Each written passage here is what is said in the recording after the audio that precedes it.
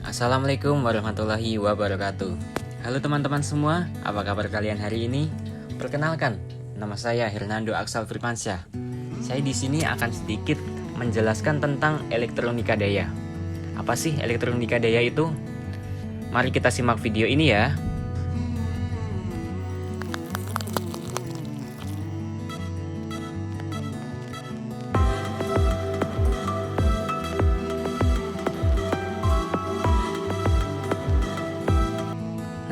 Pada masa modern ini, energi listrik sangatlah sentral bagi masyarakat di dunia ini. Karena semua kebutuhan di dunia ini menggunakan energi listrik. Oleh karena itu, energi listrik sangatlah penting bagi kehidupan manusia. Oleh karena itu, energi listrik adalah kebutuhan primer bagi setiap manusia. Hal ini bisa kita lihat dalam kehidupan sehari-hari.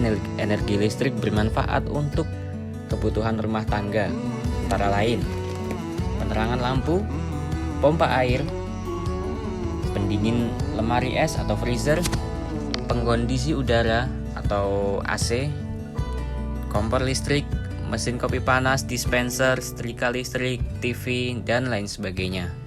Nah, pada gambar ini bisa kalian lihat bagaimana sih prosesnya, mulai dari penyaluran energi listrik, mulai dari generator sampai ke konsumen. Bisa kita lihat energi listrik dibangkitkan oleh generator, lalu dinaikkan tegangannya menjadi 150 sampai 500 kV, lalu ditransmisi menuju gardu induk. Setelah itu diturunkan menjadi 20 kV, lalu didistribusikan kepada gardu distribusi. Setelah itu bisa dipakai oleh konsumen. Nah, di negara-negara maju, sekarang pendistribusian atau penyaluran energi listrik sekarang telah menggunakan smart grid. Nah, karena smart grid ini lebih efisien dan lebih ekonomis. Selain itu lebih modern sehingga dapat mempermudah atau dapat membantu keberlangsungan kehidupan manusia ini. Peranan tenaga listrik. Di pembangkitan energi tenaga listrik, generator digerakkan oleh turbin dari bentuk energi lainnya, antara lain PLTA bersumberkan tenaga air, PLTG bersumberkan tenaga gas, PLTU uap, PLTD diesel, PLTP panas bumi, dan yang terakhir PLTN tenaga nuklir. Sayang sekali pembangkit listrik tenaga nuklir di Indonesia ini masih belum ada. Karena pembangkit listrik tenaga nuklir ini memiliki risiko yang paling besar, sehingga masih dipertimbangkan untuk dibangun di Indonesia. Di Indonesia ada 4 jenis konsumen listrik. Yang pertama, konsumen rumah tangga. Kebutuhan daya listrik untuk rumah tangga antara 450 VA sampai dengan 4400 VA. Secara umum menggunakan sistem satu fasa dengan tegangan rendah 220 volt per 380 volt dan jumlahnya sangat banyak. Konsumen rumah tangga ini adalah yang sering kita gunakan sehari-hari di rumah kita masing-masing. Yang kedua, penerangan jalan umum. Pada kota-kota besar, penerangan jalan umum sangat diperlukan karena bebannya berupa lampu dan masing-masing daya tiap lampu per tiang antara 50 VA sampai dengan 250 VA, bergantung pada jenis jalan yang akan diterangi. Maka sistem yang digunakan menggunakan satu fasa dengan tegangan rendah 220 per 380. Yang ketiga adalah konsumen pabrik. Jumlahnya memang tidak sebanyak konsumen rumah tangga, tetapi daya yang dibutuhkan konsumen pabrik sangatlah besar, bahkan sampai kilovolt ampere. Penggunaannya untuk pabrik yang kecil masih menggunakan sistem satu fasa atau pabrik rumahan, bisa disebut pabrik rumahan. Namun untuk pabrik-pabrik yang besar biasanya menggunakan sistem 3 fasa dan tegangan masuknya adalah 20 kV. Nah, biasanya pada pabrik-pabrik besar memiliki trafo sendiri atau juga kubikel sendiri untuk mengatur instalasi dalam pabrik tersebut. Yang keempat, konsumen komersil.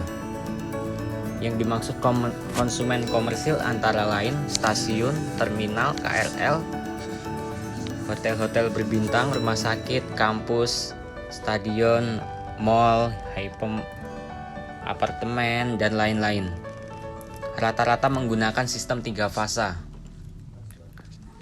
Untuk yang kapasitasnya kecil dengan tegangan rendah, sedangkan yang kapasitasnya besar menggunakan tegangan menengah.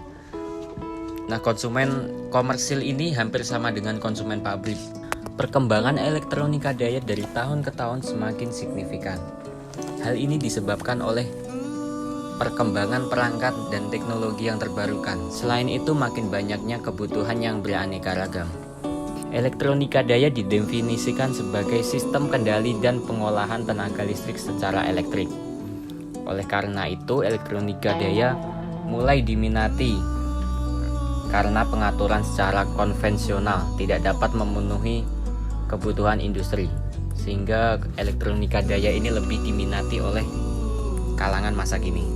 Hal ini memberikan efek pada perkembangan teknologi mikroprosesor dan mikrokomputer pada sisi kendali dan pengolahan pada peralatan semikonduktor.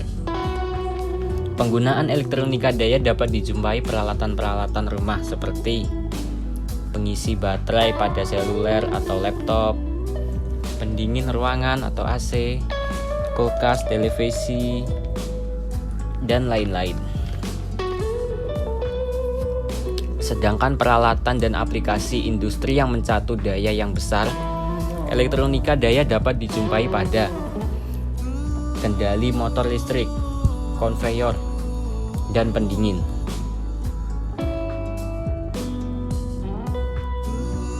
Tipe-tipe rangkaian elektronika daya. Yang pertama, penyearah yang berguna untuk mengubah tegangan AC menjadi tegangan DC tetap. Yang kedua, konverter DC yang berguna untuk perangkat pengkonversi dari DC ke DC. Yang ketiga, inverter mengubah tegangan DC menjadi AC. Yang keempat, controller AC mengubah AC ke AC yang terkendali. Sekian video dari saya, semoga sedikit ilmu dari saya bisa bermanfaat untuk kalian semua. Terima kasih. Wassalamualaikum warahmatullahi wabarakatuh.